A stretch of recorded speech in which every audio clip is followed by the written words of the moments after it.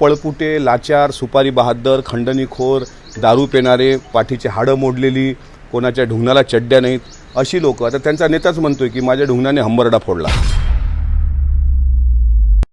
वेळ प्रसंगात हे यांच्या आईबापाचाही जीव घेऊ शकतात.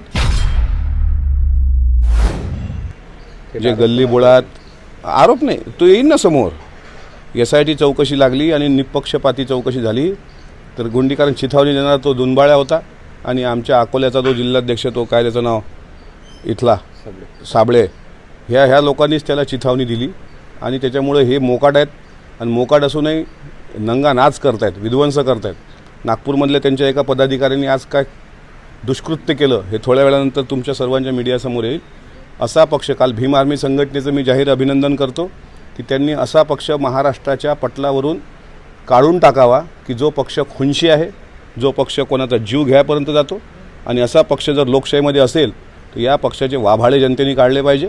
त्याच्यामुळं भीम आर्मीचं आभार, ज्यांनी मला सहकार्य केलं किंवा त्यांच्याविरुद्ध एक पत्रकच परिपत्रक मुख्यमंत्र्यांना दिलं. त्याच्यानंतर संभाजी ब्रिगेडचे आमचे सगळे पदाधिकारी, त्यांचे पण आभार मानतो की अशा प्रकारे लोकशाही मानणाऱ्या महाराष्ट्र राज्यामध्ये जर असे गुंडागर्दी चालू असेल आणि लोकांचे जीव जात असतील तर त्यावेळेस ते आमच्याशी खंबीरपणे उभे राहिले. त्याच्यामुळे माझा तर प्रयत्न हाच आहे की असे सुपारीबाज, असे सडकछाप लोक, तो काय तो खोपकर ज्याच्या मानीचा मनका मोडलेला आहे, तो काल मला म्हणत होता की तुझे कपडे काढू, त्याला माझ्यासमोर बोलवा. माझ्या शर्टाचं एक बटन जरी त्याने उघडलं तर त्याच्या पाठीची जी हड्डी त्याची वाकडी झालेली आहे ना, ती एका झटक्यात आम्ही सरळ करून दाखवू.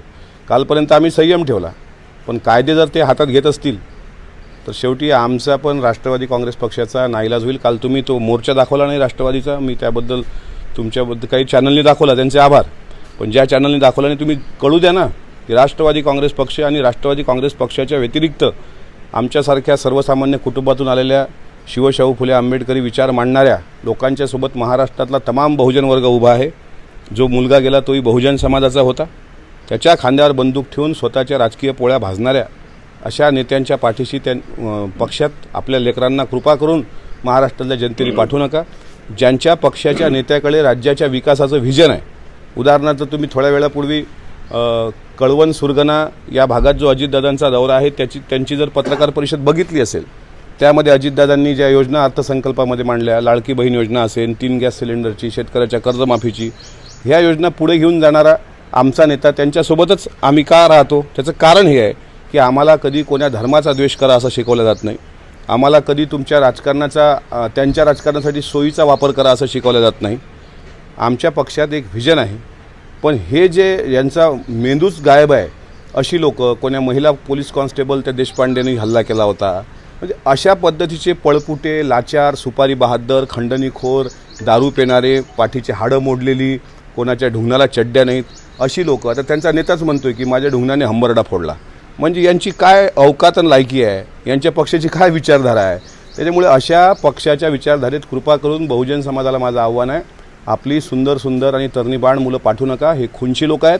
वेळ प्रसंगात हे यांच्या आईबापाचाही जीव घेऊ शकतात. तर तुमच्यासारख्याच्या मरणाचं यांना काही सोयरसुतक नाही. 100% त्यांनी चिथावणी दिली नसती तर तो मुलगा आला नसता. कारण काही दिवसानंतर तो राष्ट्रवादी काँग्रेस पक्षामध्ये प्रवेश घेण्याच्या त्याच्या हालचाली सुरू होत्या. आमच्या जिल्हाध्यक्षांशी त्या संदर्भात त्यांनी संपर्क पण केला होता. पण त्याची इच्छा अशी होती की अजितदादांच्या नेतृत्वात आमचा पक्षप्रवेश मुंबईला झाला पाहिजे अनेक कार्यकर्त्यांसह. आणि यांच्या मनात ती खुन्नस होती. यांच्या आढावा बैठकीमध्ये सुद्धा त्याला काहीतरी जाब विचारला गेला याबाबत. आणि नंतर त्याला इन्व्हॉल्व करण्याचा प्रयत्न केला की तू दगडं घेऊन त्या गाडीवर हाण. पण तो सज्जन होता, त्यांनी काही त्याच्यामध्ये तो स्वतः इन्व्हॉल्व झाला नाही.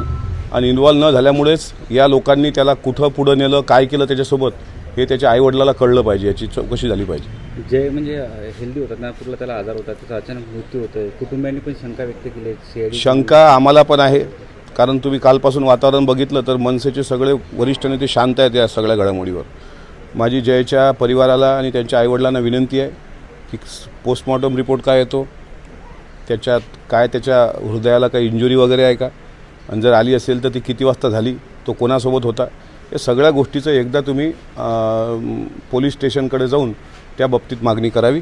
आणि जर याच्यात काही तथ्य असलं तर ही फटाक्याची लढ शिवतीर्थापर्यंत जाते. काल मनसेची पण तेच भूमिका होती की आम्ही या मृत्यूचं राजकारण करणार नाही.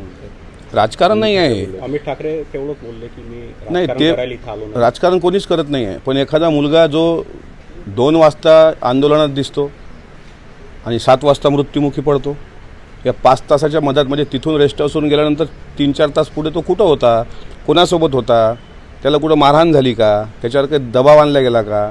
आणि तुम्ही बघा कालच्या घटना जर बघितल्या तर हे घटना घडल्यानंतर तो कर्णबाळा सकाळी राज ठाकरे साहेबांना भेटतो, त्यांच्या म्हणजे माझ्या लेखी राज ठाकरेंना भेटतो. राज ठाकरेंना त्यांनी हेही सांगितलं असेल की ते पोरगं जर गेलं, त्याचं जर काही समोर आलं सगळं मृत्यूचं रहस्य, तर आपली काही खैर नाही. त्याच्यानंतर तुम्ही खाली आल्यानंतर त्याची पत्रकार परिषद बघितली असेल तर तो प्रचंड घाबरलेला होता. आताही तो फोन बंद करून पळून गेलेला आहे. त्यामुळे एका मुलाचा असा पद्धतीनं संशयास्पद मृत्यू, मला असं वाटते याच्यावर राजकारण नाही, पण शेवटी जो गेला त्याची चौकशी झाली पाहिजे, तो कोण्या कारणाने गेला. देश विदेशातील प्रत्येक घडामोडींचे लाईव्ह अपडेट मिळवण्यासाठी आता साम टीव्हीच्या सर्व सोशल मीडिया प्लॅटफॉर्मला लाईक, फॉलो आणि सबस्क्राईब करा. तसंच सर्व नोटिफिकेशनसाठी बेल आयकॉन प्रेस करायला विसरू नका.